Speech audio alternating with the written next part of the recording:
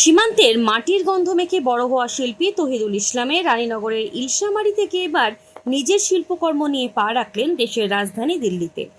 সেখানে India international সেন্টারের annexe ভবনে 16ই মে থেকে শুরু হয়েছে তার ছবি নিয়ে চিত্র প্রদর্শনী। চলবে 23শে মে পর্যন্ত।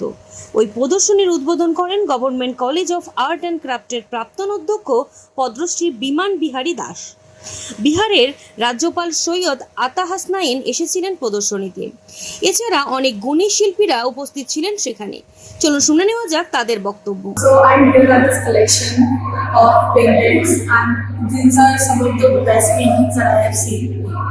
I've seen a lot of art galleries.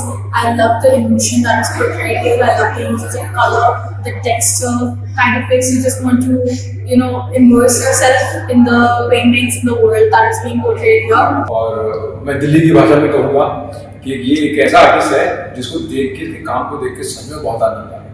जो इसने टेक्सचर का यूज किया है, सच में जो मतलब बैंडेज को यूज किया है, मैंने आज तक शायद ऐसा ट्रीटमेंट नहीं दिया सच में।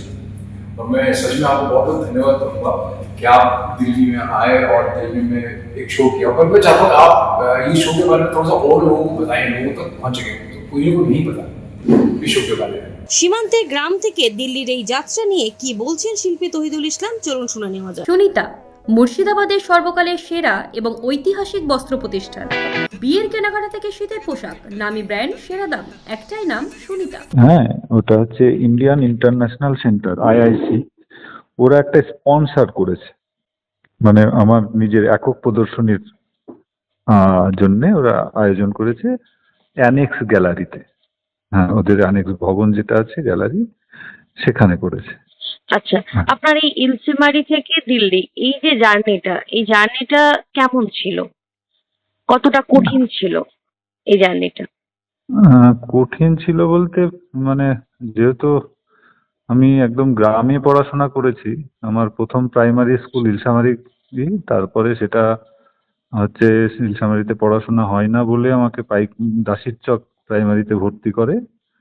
তারপর সেখান থেকে আমি ডোমকল বিটি স্কুলে ভর্তি হই ক্লাস 8-এ।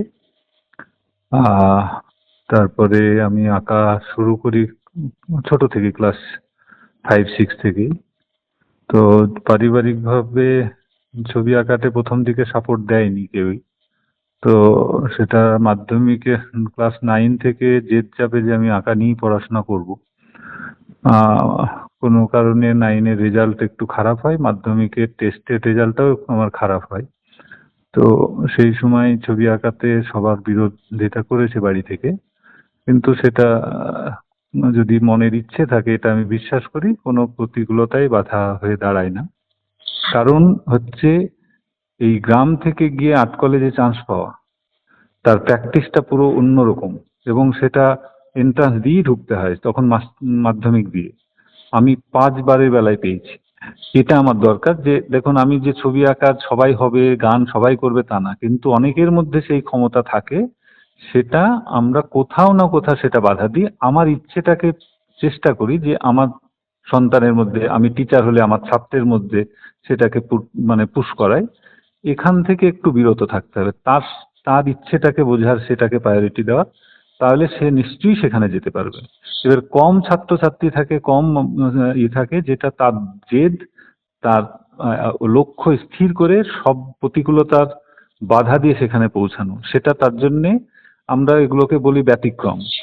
কিন্তু ব্যতিক্রম বলে কিছু নেই, সবার মধ্যে কিছু না কিছু গুণ আছে, প্রত্যেকটা মানুষের মধ্যে, প্রত্যেকটা বাচ্চার মধ্যে।